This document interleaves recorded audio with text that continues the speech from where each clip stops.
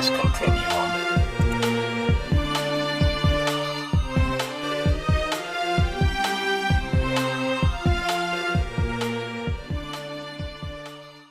Welcome everybody to GameCast Continuum. Thank you so much for tuning in live here on Beam, watching us on YouTube, or listening on Podbean or iTunes. We are your hosts, DC Skater Shane and Mr. Bojangles, 1984. And joining us is the newest member of the team, Mr. Drake Dangerson. Hello! Welcome to the team, buddy. Thanks for joining us. Thank you. Did you get your jacket yet? I'm more worried about my paycheck. It's in the mail. Oh, sweet. All right, I'll make That's sure. That's going into my mailbox. Oops. Oh. Yeah. It's getting rerouted through Friendster, actually. Yep. Oh, crap. I was going to buy a cocaine with that. Sorry. Yeah, apologies. You can submit a form for a replacement, but that may take up to 3 to 5 years. Is it an ID10T form? Yep. Yeah.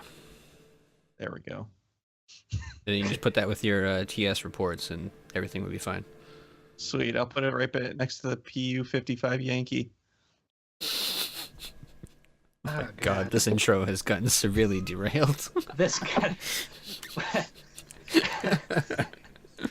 Anywho, here at GameCast Continuum, we're a gaming podcast where we randomly select some of the greatest games from past and present and go into their history in detail.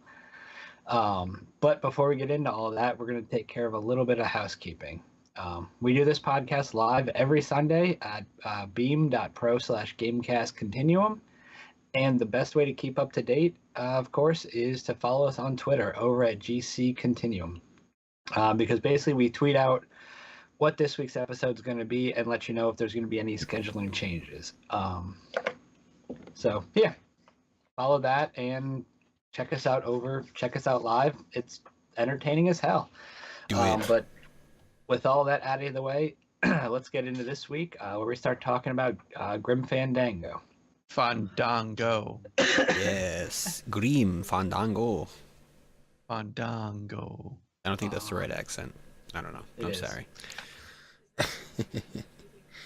But yeah, Grim Fandango. It's a pretty fun game. I played it a little bit. It's actually made by LucasArts, which I don't recall seeing that in the intro screens when I was loading up the game, but that's pretty cool. LucasArts does some pretty good stuff. It is a dark comedy, but it's also an adventure. It's an adventure game.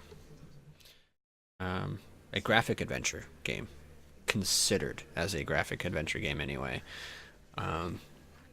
According to the research, typical playthrough is only about 7 hours, so there's not a whole lot to it, but I found it to be pretty decent. Yeah, but at that time, though, too, like graphic adventure and like those kind of like point-and-click adventure games were basically that was more the go-to on PC at the time, too. Yep. Yeah. Games like Myst and I think it was like Riven was the sequel to it. Those are all like point and click, and that was more of a puzzle game, where this one was, point, click, move your character here. This is how the conversation's gonna go. That kind of stuff. Yeah. Which back then I never really got to play any of those kind of games because I didn't really do much gaming on PC. It was because my parents wouldn't let me out of the closet. I played a lot of Solitaire. I rocked the chef. I swept all those mines, but But yeah, essentially a graphic adventure game is just a game that would use graphics to convey the environment to the player. They could have a few different input types, whether it be text parsers or touchscreen interfaces. And some of them use first person, others use third person perspectives. It's really just dependent on the developer and how they wanted to portray the experience. But many adventure games use drawn or pre-rendered backgrounds or a context-sensitive camera that is positioned to show off each location and the best effect. Which, I mean, kind of reminds me a little bit of how Final Fantasy VII used to work. Mm-hmm. Like some of the Yeah, as soon as I transitions. saw, yeah, like the pre-renders and everything, I was like, Yeah. oh yeah, kind of like Final Fantasy 7. Yeah. Well, in the game, you control Manny. His name's Manuel. But you you move him throughout the different environments, and you have to collect objects that you need to use in order to solve puzzles. And solving the puzzles would allow you to progress through the game. Some of the objects you could use with parts of the scenery, other people. You could combine objects or use an object on one that you already have to then change it. I don't know. There was a lot of things you could do with the objects in the game. But it was up to you to figure out the steps in order to progress. One neat thing is LucasArts made it so that you could never get to a point where you just could not progress anymore.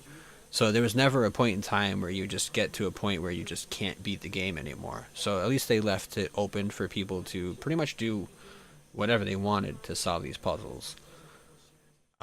Did Go ahead. Did they do anything? See, I mean, I know a lot of the games back then too were a lot less forgiving when it came to figuring out puzzles and that. Like, now, I mean, nowadays a lot of the games have either it's very color coded or they kind of hold your hand through doing a lot of the puzzles. But like, I remember games back then were very, I shouldn't say unforgiving, but they didn't really give you a lot of notification. Clues. Yeah, no real clues. You just have to figure it out. Well, yeah, it was pretty much the same thing with this game. You didn't get any floating text over things or anything like that. This game used the fact that Manny's head could turn. So as you're walking through different areas, if there was an object of importance or a person that you had to speak to get a clue to figure out the puzzle, Manny would actually turn and look at them as you're walking past them. So, I mean, typically he's just looking straight forward, but you're starting to walk past something that you should probably pick up, he'll turn his head and look at it. So you had to be very mindful of Manny and what he was doing also while you were walking around and checking things out.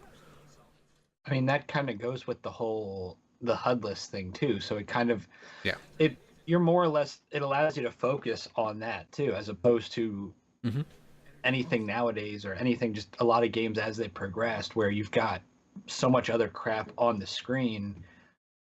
How often, are you really focusing on what your character is really doing and what his actions are? Whereas here, that's your entire way of figuring shit out is by focusing on what his actions and movements, which is pretty neat. It was pretty cool. Another neat thing that I found was pretty cool, that's why I put it in the rundown, is you could cycle through the objects that you have collected over the course of your playthrough. And as you're cycling through the items, whichever one is in the selected spot, Manny would actually pull it out of his coat and just hold it. And then if you switched items, he would put that away and back into his coat and pull out the next item. Something very small, but it was pretty neat. I liked it. So they actually, that's kind of neat because they actually, had to then model every, because if you're just putting it in your inventory system, like if you just have like an on-screen inventory, you don't necessarily have to model the whatever the hell it may be. But if he's actually physically pulling them out of his code, I mean, you figure then you'd have to, draw a model and then animate every single pickup that you have. Yeah. So they had to do like 3D rendering on any object that they put in the game. Huh, that's kind of impressive for the time. I mean, you're looking 98 for that, and it's the Dark Ages. Kinda.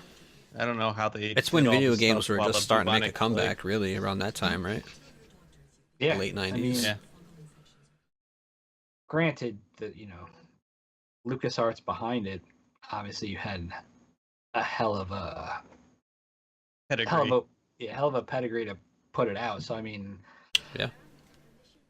but even still, it's kind of it's neat. Just all the little things that it's the little things that I think make a huge difference in games.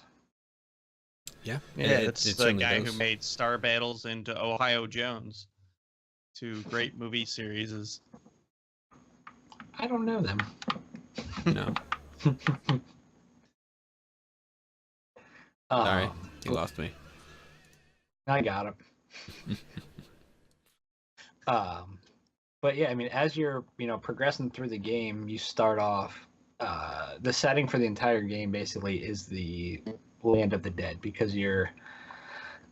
It's the whole game sort of based around Day of the Dead and things of that nature. It has that kind of over theme basically. So it's inhabited by dead people, dead animals, and demons. It's basically a purgatory for the souls that were less than ideal people to have around, or that were not necessarily good enough in their lives.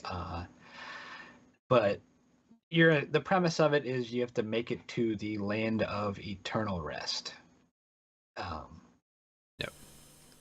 And so, as you're playing it, good deeds would allow access to better travel packages, like a train, which would get you there in 4 minutes. But if you led bad lives, it would take you about 4 years because they said you're walking. Yeah. It's like bad lives in like quotation marks. It's just like whatever they deem like not good enough. Yeah. Yeah, it made me laugh, just the whole premise of, you dying, you get sent to this purgatory, so to speak, and then it's up to this group of individuals to determine what mode of transportation you got to take. Segue. Yeah.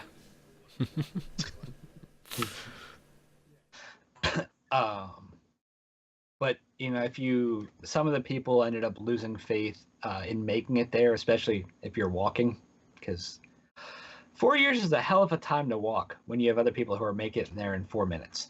And those people, I believe it was mainly the ones that were forced to walk to the land of eternal rest, which is the ninth underworld, that would just give up because, I mean, you're walking and you're walking and you're walking, and they all of a sudden they just lose faith in even making it there. So they get jobs and just stay. and then you had your travel agents who were a part of the DoD or Department of Death. They Yes, act as not the Department of Defense. A little bit different. 6 of one, half dozen of another. Act as the Grim Reaper, and basically they're the ones who are escorting the souls and determine what kind of transportation that they deserve. And then the souls can actually visit their family in the land of the living on the Day of the Dead. They can visit their family in the land of the living. Yeah, a hell of a way to phrase it. yeah. I don't really remember, with the, like, as far as like, the transportation, I can't really remember, did they really give you, like, show you what the different quote unquote travel packages were in the game? Like, I don't really. I mean, basically, you hear about the two main ones, which is that train, and walking. Yeah, that's basically the only ones I remember ever hearing about.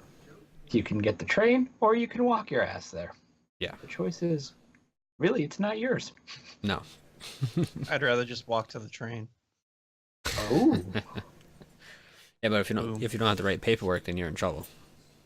Just gotta sneak on with your stick and bindle, just like the hobos do. Swapping stories for sponge baths.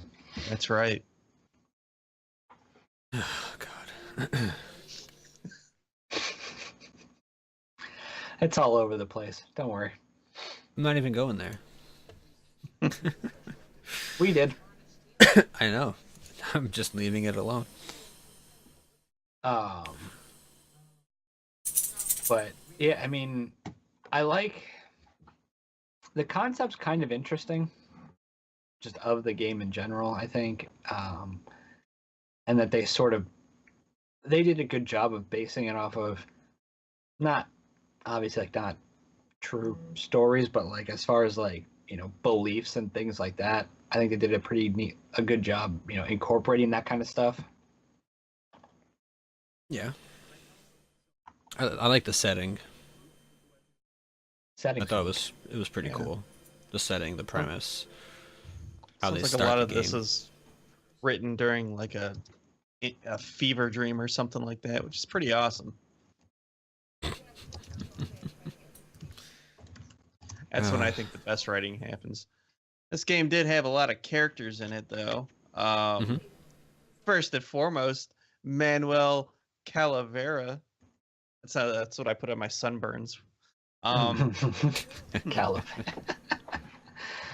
Oh, God. He is the protagonist. He's the only playable character in the game. The player assumes the role of Manny at the beginning of year 1, following right up to his departure from the land of the dead at the end of year 4.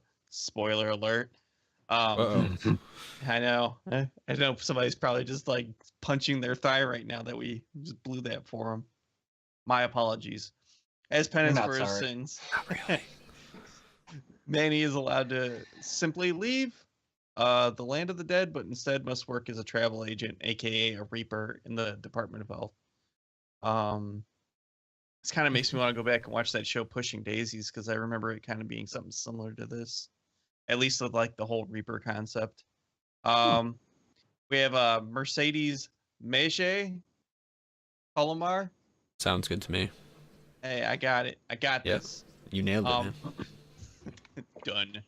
Portrayed as she's portrayed as extremely kind in life. She was a volunteer who read stories to dying children, and when questioned, she could not recall a single bad deed she had done in her life.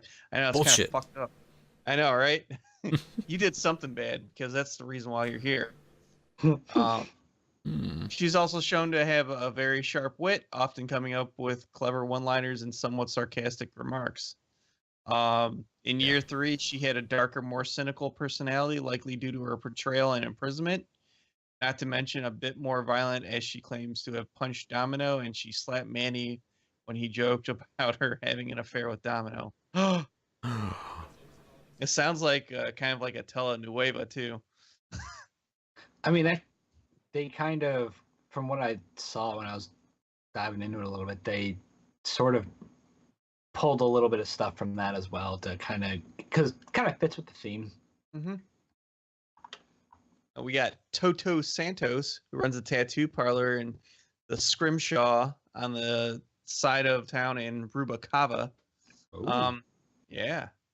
He has a book with different tattoo designs, which he carves in the arms of sailors that come by the docks. Hey, this guy might have met me. As all tattoo artists, he is also covered in them. Toto makes use of liquid nitrogen, which freezes bones and acts as a painkiller, and is supplied from the morgue. Good lord. That sounds fucking awful. Yeah, I know. Why wouldn't you just use dry ice? Santos was a father figure to Lola and protected her. Toto sometimes utters phrases in Hungarian. Lola, a hint towards his origin, maybe, or the fact that he might like some delicious chicken paprikash. Perhaps. I don't know. Lola was protected by Scrimshaw artist Toto Santos, who knew she saw as a father. I know, right? It's like I just said that. She had the tendency to fall in love with the wrong guys. In her final moments, she admits having loved Manny Calavera.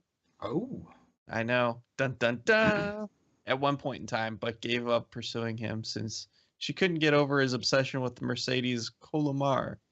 Lola once loved crime lord Maximo, but she soon replaced by Olivia Ofrenda. Yeah, the names are kind of all over the place in this game. If I'm messing them up, I sincerely apologize. We have Hector Lemans, or Lemans, for you who want to speak that way. Was not a good boy in his life and had a lot of time to pay in the land of the dead. He decided to begin an evil web of corruption surrounding the Department of Death and the plan to deprive the souls who pass through their number 9 tickets. The tickets are sold to rich people who don't want to wait for their 4-year journey, even if they don't deserve them. Yeah. We got layers here. These are some onions. The reason for Hector's plan was to make the land of dead livable. Hector, Don, and Domino all realized they wouldn't get into the 9th underworld because they didn't live good enough lives. And a double end ticket wouldn't change that. This can be seen with Nick Verrigo in year 4. Maximo, large build, wears a purple suit. He's always seen smoking a large cigar. He's also known as the Kingpin of the Marvel Universe. I was gonna say, That's what the first thing I thought of too. Exactly. He is located in his luxurious office in the VIP section of his racetrack. oh Jesus! Yeah, this is. Could you go any more stereotypical? Well, the next one's funny. The next one's named Medwardo Murdoch, and he's a blind lawyer who fights crime. No, that didn't happen in this game. Medwardo. I was gonna say that's not my rundown. Shit. Hey, what the hell? He was DLC. Yeah, you have to pay for him. Yeah, microtransactions, gotta love them.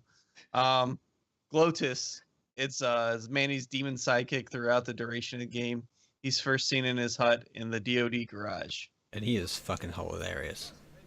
Yeah, he kind of looks like a Muppet or something. Like looking at him, it's big orange, weird, strange-looking monster. But yeah. Yeah. All right, this one's gonna be fun. Get ready. It's Salvador Sal Limones. Is a charismatic leader with great conventions and loyalty to friends. Salvador is a born leader who can take hard decisions when needed.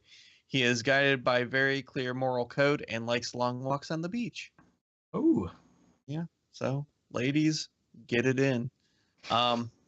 Olivia Ofrenda is a resident of Rubalcaba and the owner of the Blue Casket. Oh man, I wonder if she has an Undertaker. Anyway, moving on. During the game, she becomes romantically involved with Nick Verrigo, Maximino, and Hector Lamont, sometimes simultaneously. Take that as you will, because I did not dig deeper into that. She is remembered for her coldly indifferent attitude towards men in her life, as well as her role of femme fatale, betraying Manny Calavera at the game's climax. Spoiler alert. She is killed by Salvador, who sacrifices himself for Manny at the end of the game. Aww. Salvador really was kind-hearted, huh? Yeah, well, he had a moral Just code. murders bitches and then sacrifices himself. Yeah, well, maybe he was dragging her down that one beach. Maybe. He was taking her for a walk. On the And wild her side. path just ended up in the ocean. I don't know what happened. I don't know how she got there. Sorry, officer. I don't know how that got there. Maybe she was simultaneously loving 3 men while he did this. It's very possible. I mean, that may bring my kind heart to do something drastic, but yeah, many different characters that you encounter through the game. If you guys couldn't tell already, the game is kind of broken up into sections. There's 4 different acts. Each one take place on November 2nd on 4 consecutive years. So each time you start up a new section, it's a new year for the characters in the game.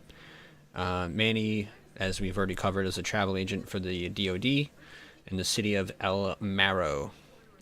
He was essentially forced into his job to pay off a debt to the powers that be. I don't know. He pissed off Jesus somewhere down the line, I guess. He said, "Hey, you're Jesus. You're looking fat." Aw. You pissed off Vince McMahon. It's fine. Oh. That's it. You get to be a Reaper at the DoD. Now get the fuck out of my office. But yeah, one of the first things that you learn when you're playing through the game at the beginning, you do learn that Manny is the guy who just keeps getting shoveled all the shit. He gets frustrated because all of his clients are being assigned to the 4-year journey to the ninth underworld, and he gets upset by this. So what he does is he first talks to his boss, Don Copel. He threatens to fire him if he can't get any better clients.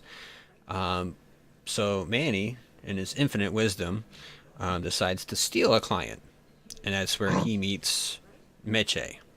And he stole that client from Domino Hurley, his rival in the department.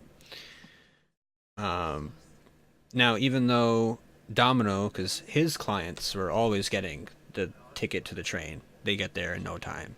So Manny figured steal one of his clients and he should be good. He'll get a good client, his boss will get off his back, blah, blah, blah. Well, come to find out, Mechi gets assigned the 4-year journey as well. Starts a little head scratching. And, Manny, of course, like many of his other clients, feels that she should have had a guaranteed spot on the number 9 luxury express train due to her pureness of heart in her life.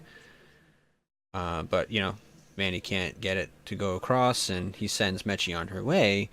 But then Manny starts to investigate a little bit further, and that's when he discovers that Domino and Don are actually rigging the system to deny people that should have that rite of passage. Because they are working with Hector Lamons. Bastard. Yeah. Son of a bitch. Yep.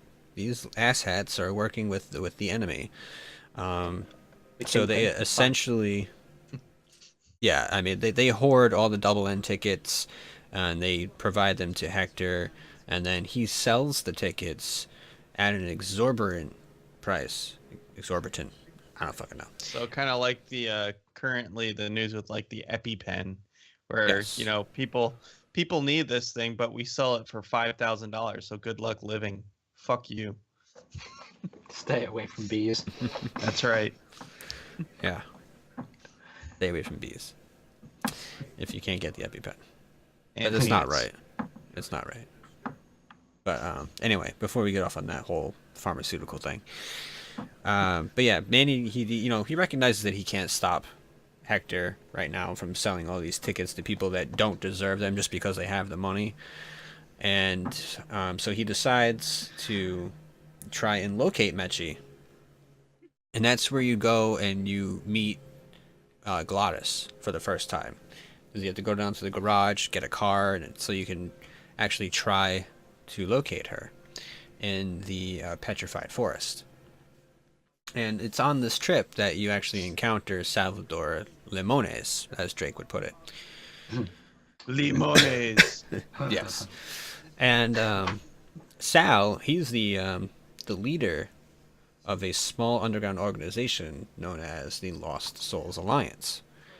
And Sal is aware of Hector's plans and recruits Manny to help stop him. So you meet Sal, you join his crew, you continue through the petrified forest, and then you end up arriving at a small port city called Rubacava. Sorry, not Chupacabra. Chupacabra. Chupacabra. Rubacava. Baklava. Yes. Baklava. Ooh. Tasty. Yes, very. But yeah, once you get there, you actually you find out that you've beaten Meche, and you just end up waiting there for her to show up. But it's kind of funny that she has a head start. You're trying to find her. You get there before she does, but you don't see her anywhere in between. Where the hell did she go? But Well, anyway, good question. yes, very good indeed. Yeah, I mean, after you wait for her to show up, then going on, a year ends up passing, and Rubacava grows as any city would. Manny Dead gets people. yeah. Manny ends up running his own nightclub that was off of a converted automat near the edge of the forest, and he learns that Don has been sprouted for getting the scandal, or for letting the scandal be known, and that Meche was recently seen with Domino leaving the port. Two-timing Huh. hussy. Took the Yes. words right out of my mouth. Manny ends up going after her, and a year later tracks them to a coral mining plant on the edge of the world. Domino's been holding Meche there as a trap to lure Manny there, and all of Domino's clients who had their tickets stolen are being held there as well and used as slave labor to make a profit with the coral mining and a way to keep Hector's scandal quiet. Well, that escalated quickly. So we're going to take your ticket. Yeah. We're going We're to at take your slave ticket, labor now. and now we're going to fucking enslave you. Mm-hmm. Domino tries to convince you to take over his position in the plant, seeing as he is no alternative, and you could spend the rest of your eternity with Meche, but he refuses. And but you end up rescuing her, and Manny beats Domino, causing him to fall into a rock. Falls into a rock crusher. I wonder if he lived. Well, they're He's all not dead, the Shredder. so... I don't know. Well, yeah, that's true. Maybe he's a super they're shredder. Manny, Meche, and Glottis, all the other souls that are being held at the plant end up escaping from the edge of the world. No. So it's kind of a happy little. I'll say not an end. That's obviously we're only about halfway through the game at this point, so obviously that happy ending's not going to last too terribly long. Most happy endings don't. Yeah, most of them end up with jail time. Oh wait, sorry. You got to make sure that they wear the gloves, but God damn it. Did we derail your train of thought, DC? A little bit. But yeah, the three of you end up traveling for another year until you reach the terminus for the number 9 train, which before the 9th underworld. But the gatekeeper to the underworld won't let the souls progress without their tickets, mistakenly believing that they sold them. I mean, with all the bullshit going around with fucking what's his name selling tickets. Domino. Yeah. True. Fucking Yeah, but see now it gets sad because Glottis, unfortunately, has fallen deathly ill. Oh no! But if you're already in the fucking city of the dead, how can you fall? How could you get ill? sick? Yeah, I don't know. He's a demon though. He's not really like one of them. Oh, this is true. See that's why we brought you on, Drake, to point those things out to us. Thank you. You're welcome. But Manny ends up learning that from the demon station at the terminus that the only way to revive him is to travel at high speed to restore Glottis's purpose for being summoned. So Manny and the others devise a makeshift fuel source to create a rocket train cart. Nice. Which quickly takes Manny and Meche back to Rubacava, saving his life ultimately.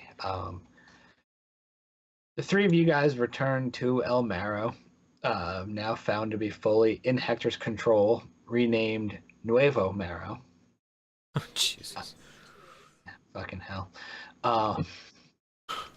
Manny ends up regrouping with Sal and his expanded LSA, and with the help of Olivia, who volunteered to join the gang earlier in Rubacava, is able to learn about Hector's current activities. Investigating further, it reveals that he's not only been hoarding the tickets, he's also created a counterfeit versions that he sold to other people. It's as good as money. Bitch. What a dirtbag. He probably has a bunch of IOUs as well, because those are as good as money. To him, probably. Yeah. Mm-hmm. And you're right, though. Manny tries to confront Hector, but he's lured into another trap by Olivia, who's also captured Sal and is taken to Hector's greenhouse to be sprouted. She trap him with her weird vagina that likes to have 3 men in it at a time. Like a Venus flytrap. Penis flytrap. Yes, the penis flytrap. Manny's able to defeat Hector after Sal sacrifices himself, preventing Olivia from interfering. And Manny and Meche are able to find the real double N tickets, including the one that she should have received in the first place. Manny, the good Samaritan that he is, makes sure that the rest of the tickets are given to the rightful owners, and in turn, he gets his own ticket for all the good shit he's done throughout the story. Good for you, Aw. buddy. Yay. Yeah, that's cool. And it's kind of a sad ending though, because at the end, Manny and Meche board the train for their journey to the Ninth Underworld. But unfortunately, Glottis can't join you. Tearfully waves goodbye. Well, that's what he Aw. gets for being a demon. Yeah, exactly. So I'm not So, yeah. sad about it. He's a fucking demon. All that there is the story in a nutshell, huh? Yeah. A little bit bigger than a nutshell. I'm thinking more like plum skin. Ew. Bumpskin. Yeah, yeah. Yeah. As long as it's not foreskin. Yeah. Oh. Blech. Ew. Are we talking about many foreskins? Anyways, let's go further here. Yes, Manny foreskins. That should have been his Manny. name. That would have been great. Yeah. Ew. Different game, maybe, but Yeah. A game about an uncircumcised penis. That's the final boss. God. All right, I'm gonna stop this. All right, the game was released in October of 1998. It was originally out on DOS. If anybody knows that, congratulations, you win. Yes, Yeah. the DOS. I used to play And, some games on DOS. I was pretty well versed in DOS for a minute too. My It was for a laptop little that I had Duke Nukem on had DOS on it. Yeah. Well, did it also have classic Mac OS? Because this game could play on that too. Did not. It was released on a floppy disk and CD-ROM. So Ooh. Floppy yeah, disk. What are those? it's the wave of the future. All right. The remastered came out January 2015. It was on Windows, OS X, PS4, and PS Vita. No love for Xbox. And then later the same year on iOS and Linux. Oh, the Penguin.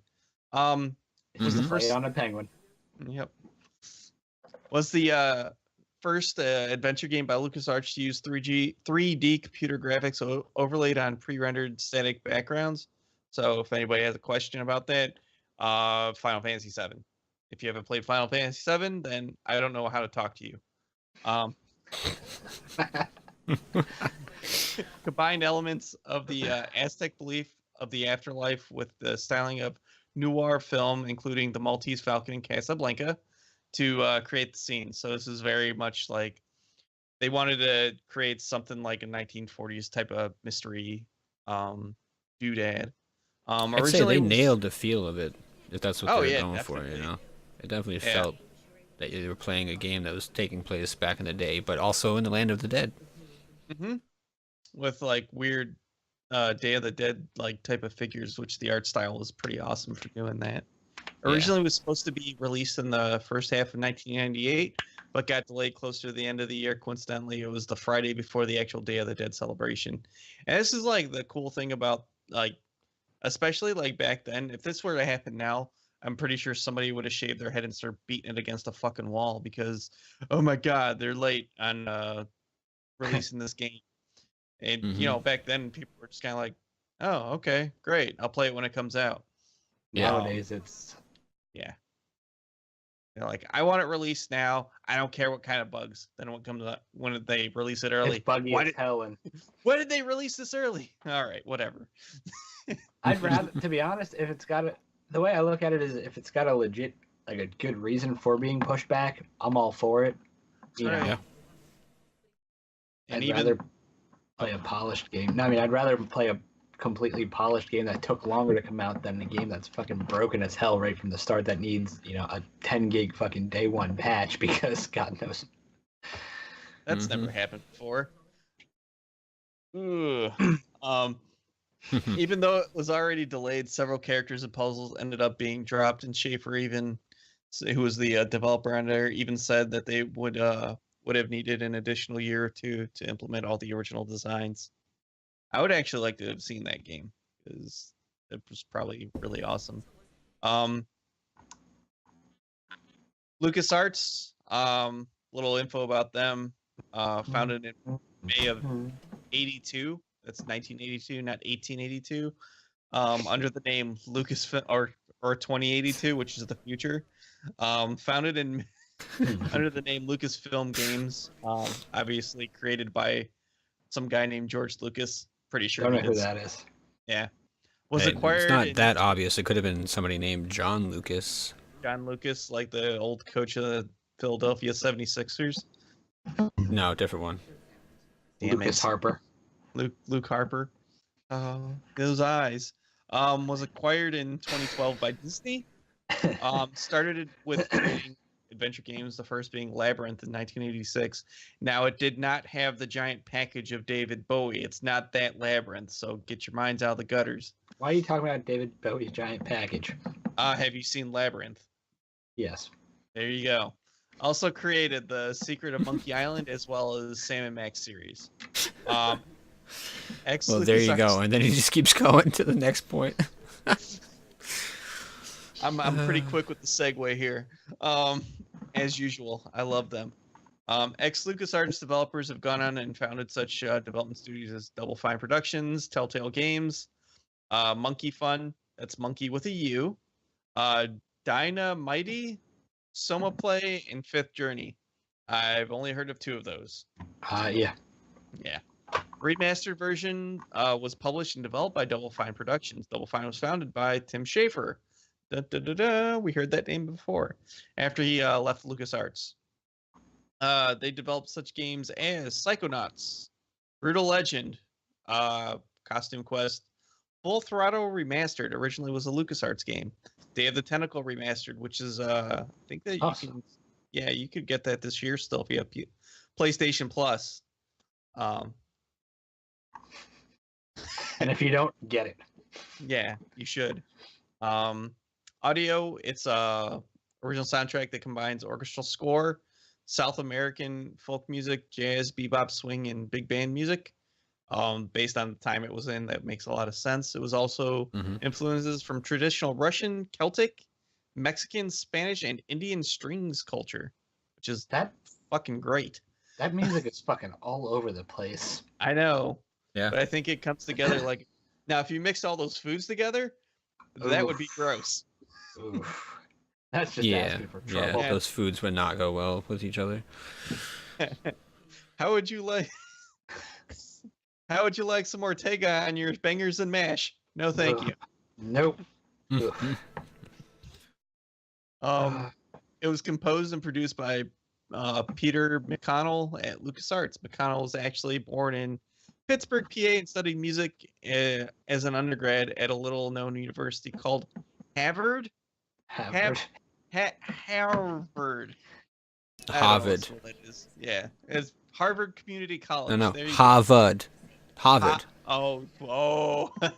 There's no R's in that word. I'm not from New England. Oh, sorry. Harvard. There. Yes, there you go. That was pretty good. There we go. Yeah. Best known for composing the soundtracks for every Sly Cooper game since the second installment. I've played 0.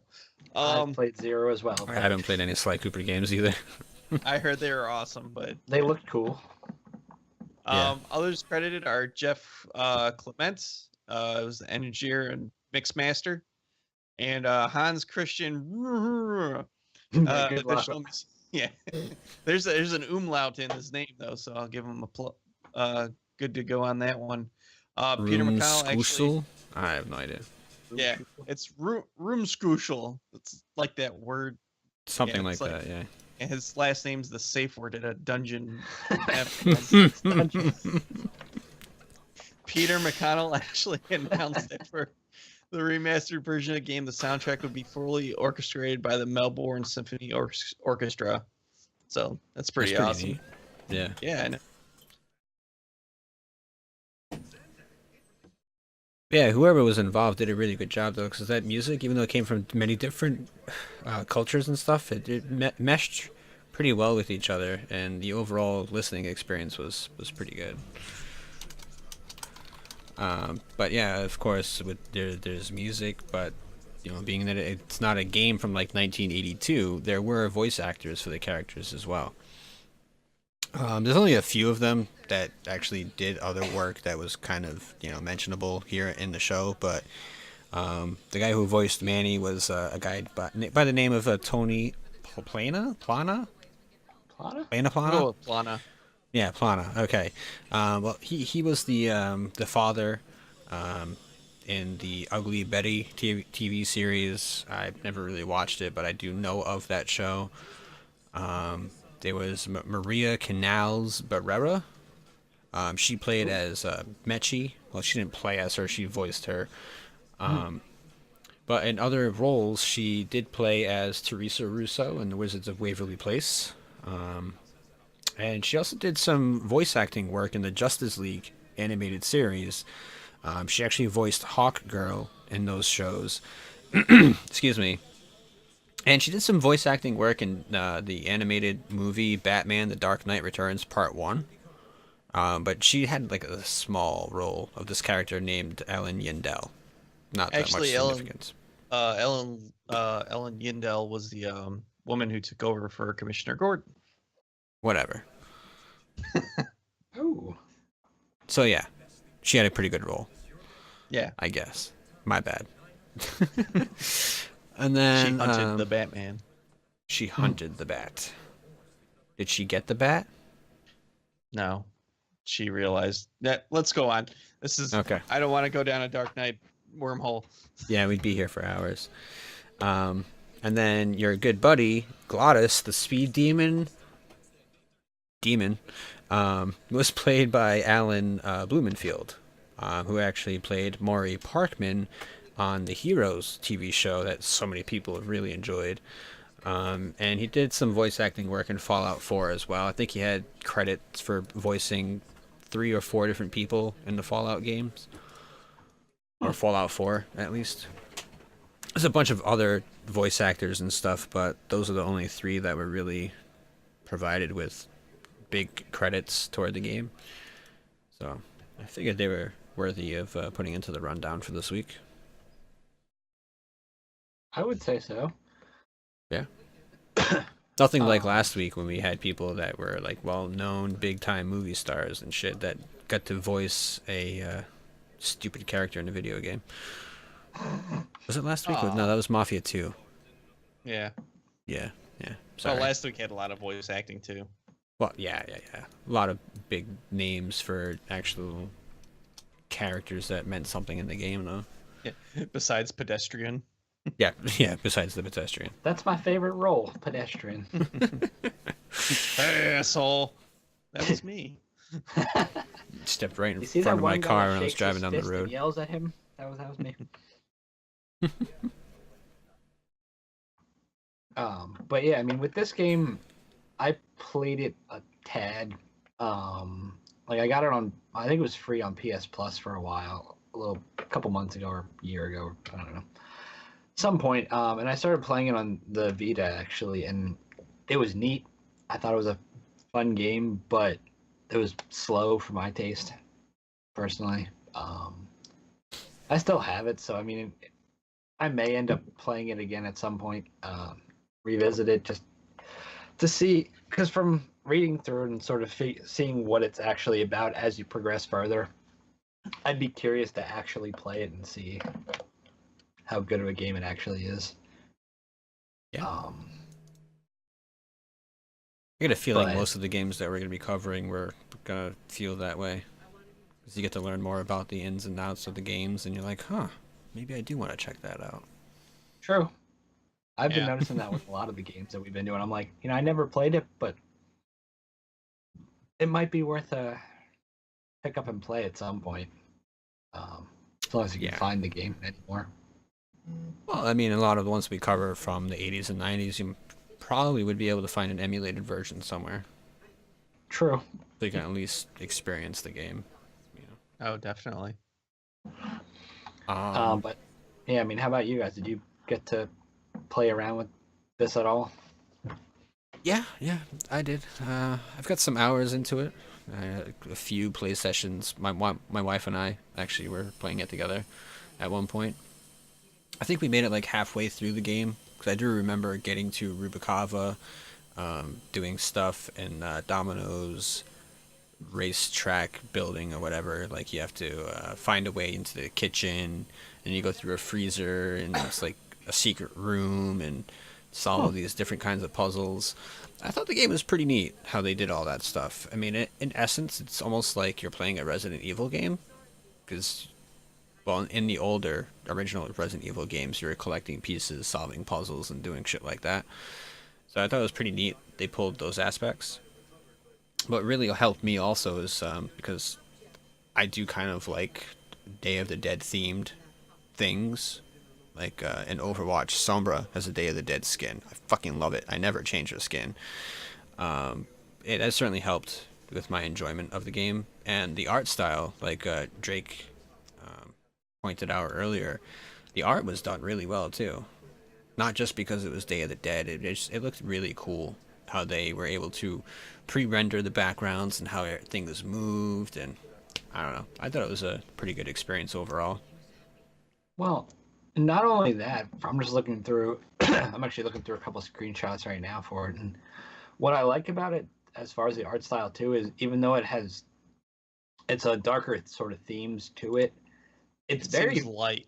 It's a very vibrant game. I mean, yeah, you're in the land of the dead, but it's not just darkness the entire time. I mean, you do have grays, some blacks, browns.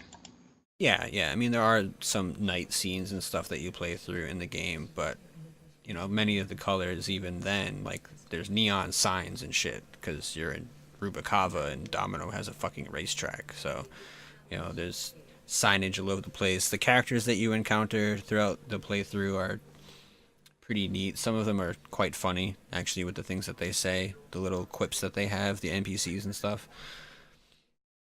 So, I don't know. I liked it. How about Drake? I think you said you didn't have a chance to play it, right? Nope. No? I was playing my PS1. Yeah, my parents. I didn't even really know like computer games outside of things like Myst or Minecraft or Mahjong. Yeah, and like I said at the time, the PS1 was my computer. My parents wouldn't let me put anything on their computer anyway because I'd probably put a virus on it. Because you're looking at porn, but Nah, Napster, but close. Yeah, there you go. Blast from the past. Napster, yeah, oh my god. But I mean, I didn't play it on the PC originally. I played the remastered version on PS4. So, which, by the way, $14.99 on PSN.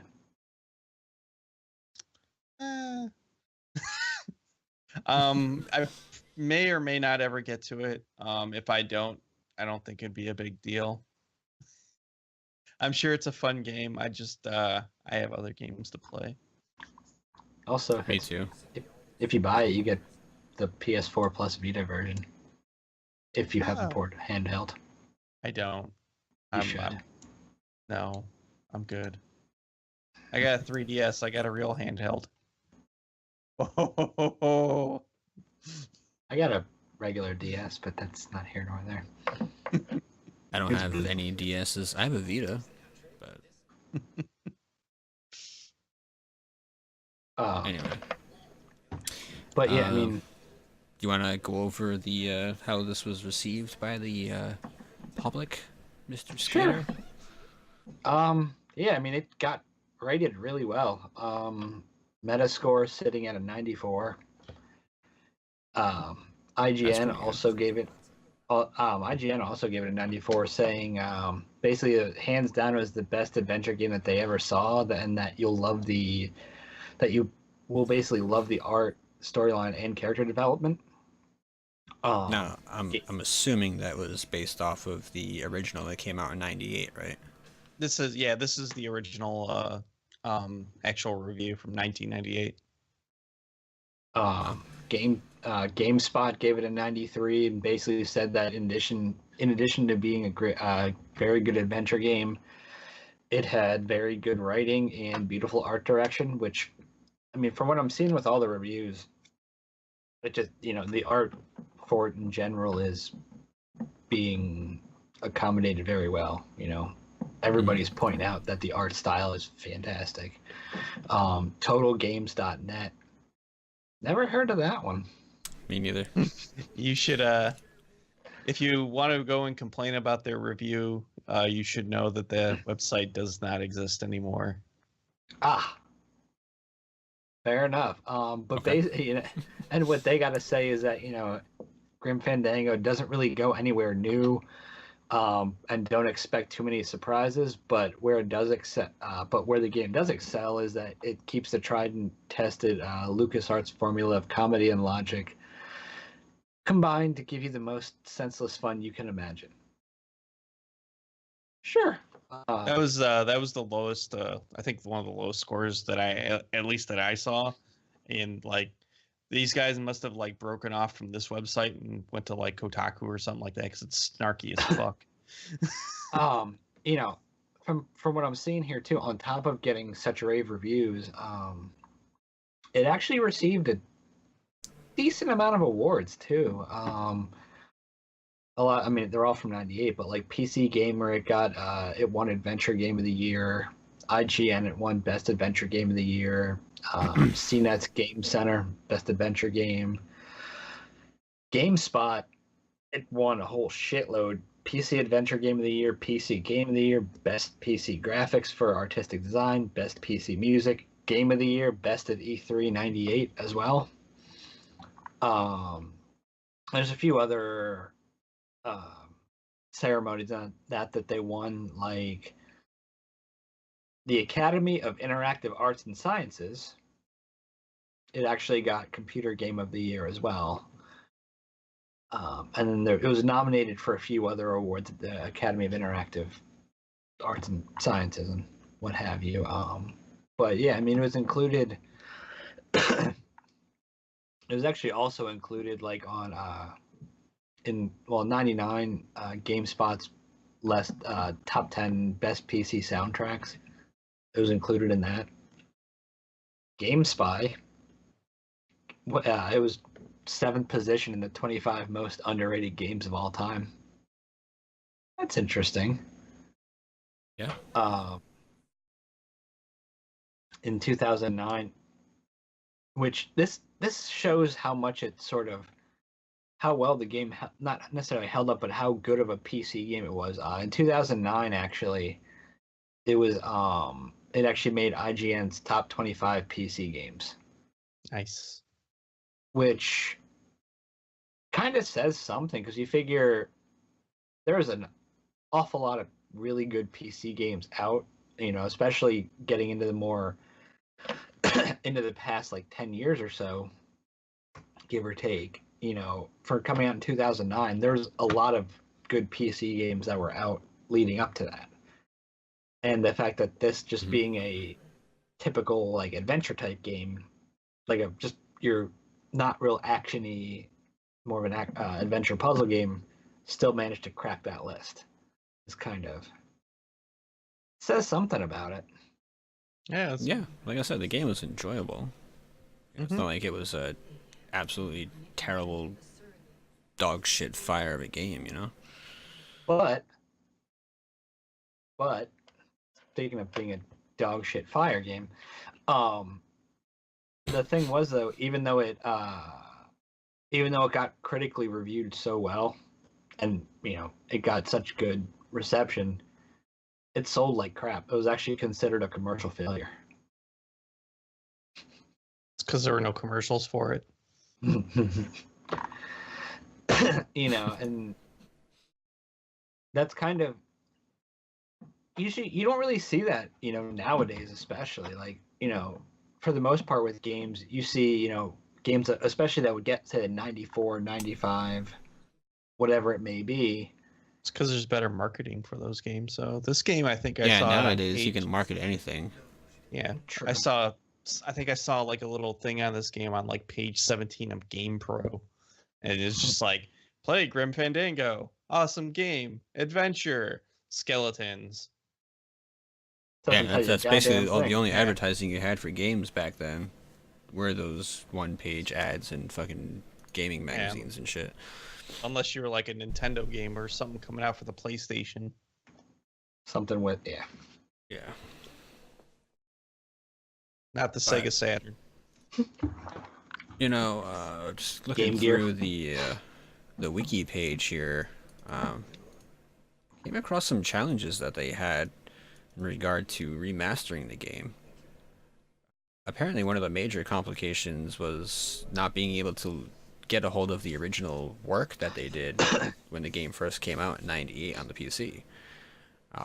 Some of the files either went missing or they were just on such old technology that they just didn't have. Yeah, they didn't have the means to be able to boot up these files.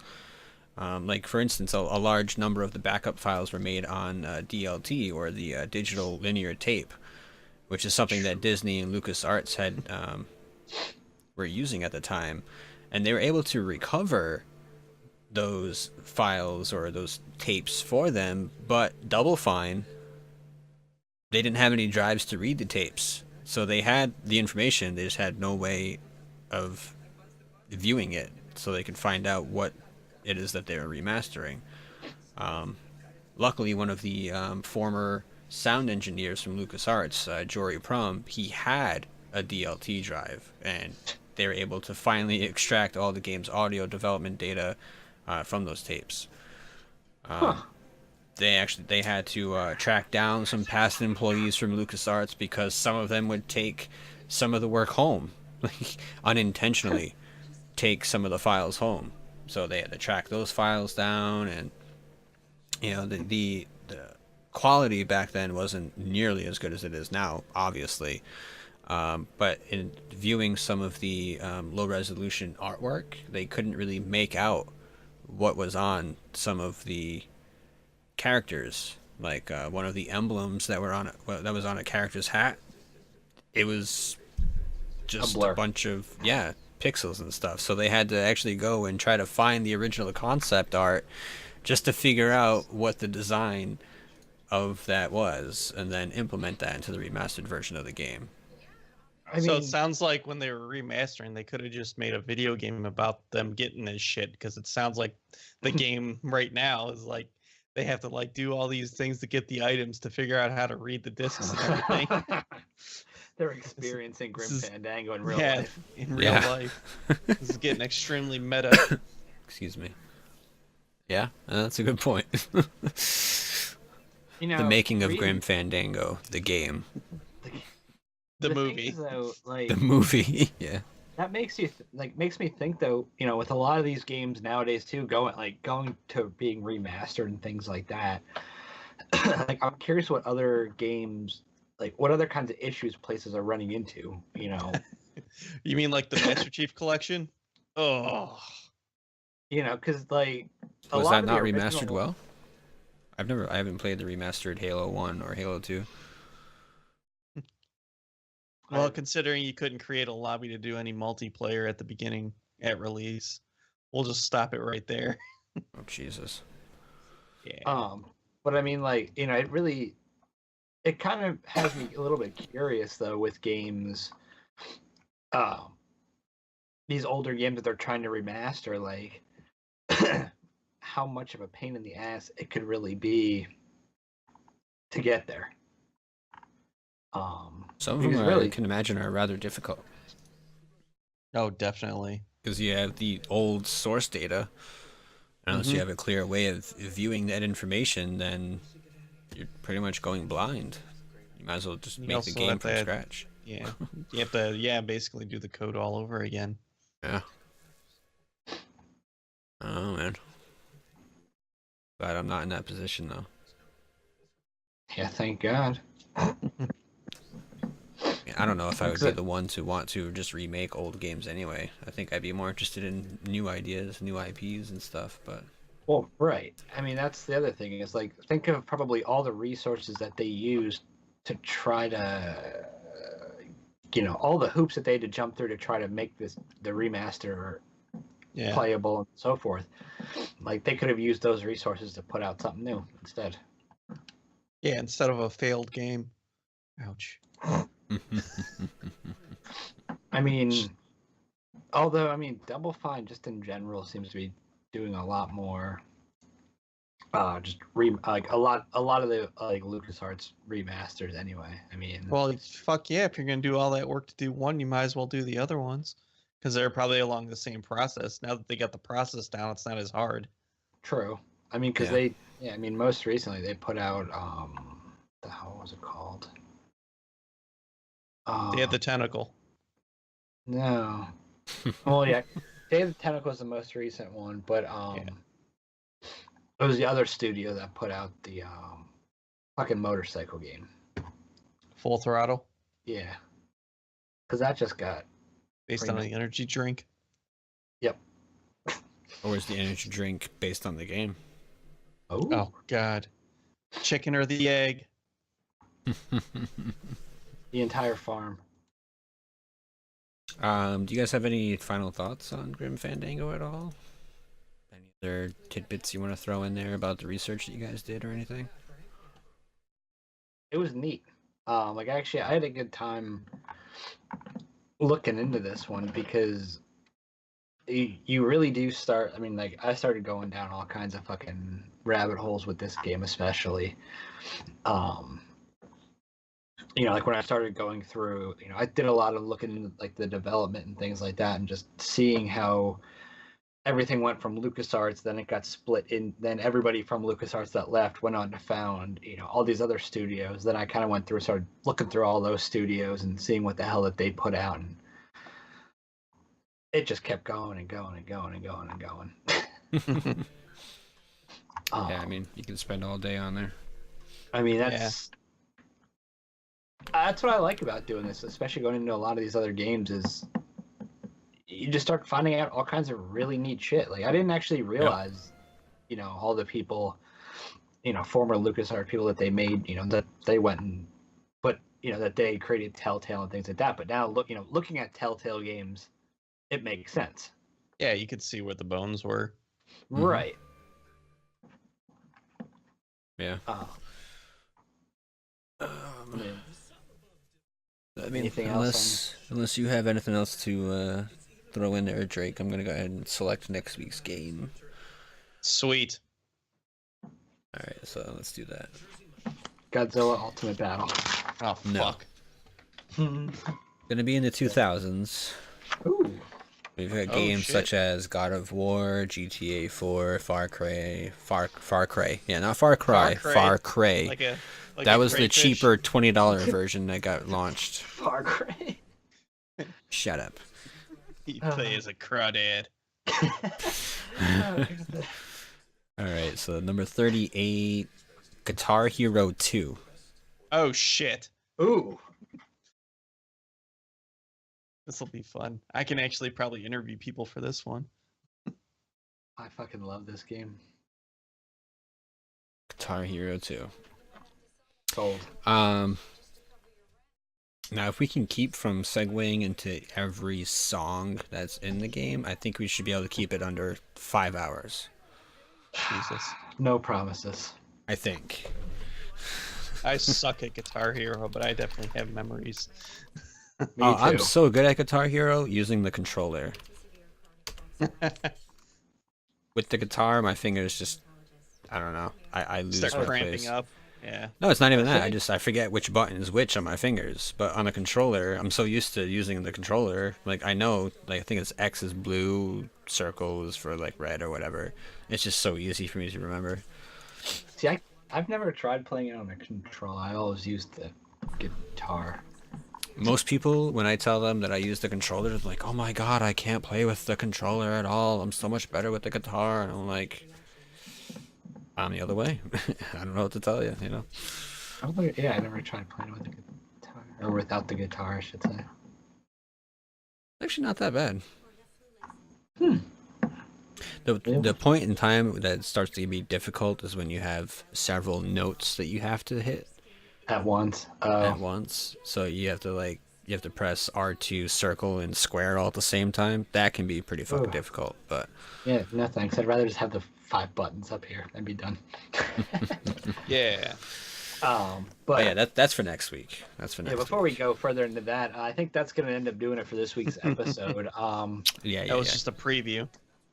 because you we'll know, as segue into always- fucking Guitar Hero and be here for another 2 hours. So There we go.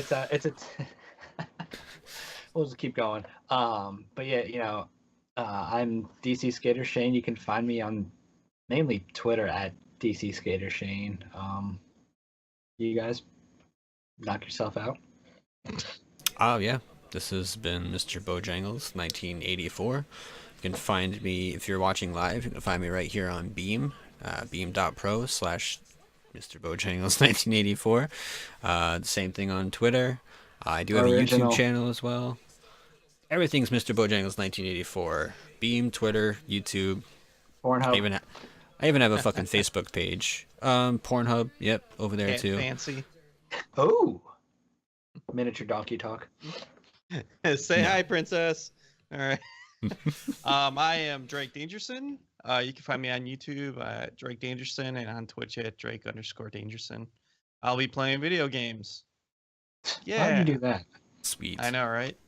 I'll be reading The Great Gatsby. Oh, The Great Gatsby. Oh. But yeah, I mean, Lord. It's either a good idea or a bad idea to bring Drake on. I'm still kind of in the process of figuring it out, but so far it's been great. So, but yeah, I mean, thanks everybody for either tuning in live on Beam, watching our video version over on YouTube, or listening to Podbean or on iTunes as well. If you haven't already, be sure to give us a follow on Twitter, subscribe to our YouTube channel to keep up to date, and any feedback, questions, whatever the hell, send it to GameCastContinuum@gmail.com. But yeah, thanks again, everybody. Wait. I don't know if it's because we put it at the end of the episode and people just aren't making it that far, but we've gotten 0 feedback emails, guys. Come on. Give us that feedback. Let us know what we're doing wrong so we can make it better for you. We mean it, you know. We want this to be a good show for you guys. Let us know what we need to change if there's anything. Or just say, hey, great fucking show, you know. Anything would be stupendous. So please send those emails.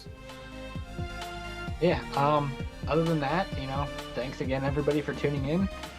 And we'll see you next week for another exciting episode of GameCast Continuum. Later.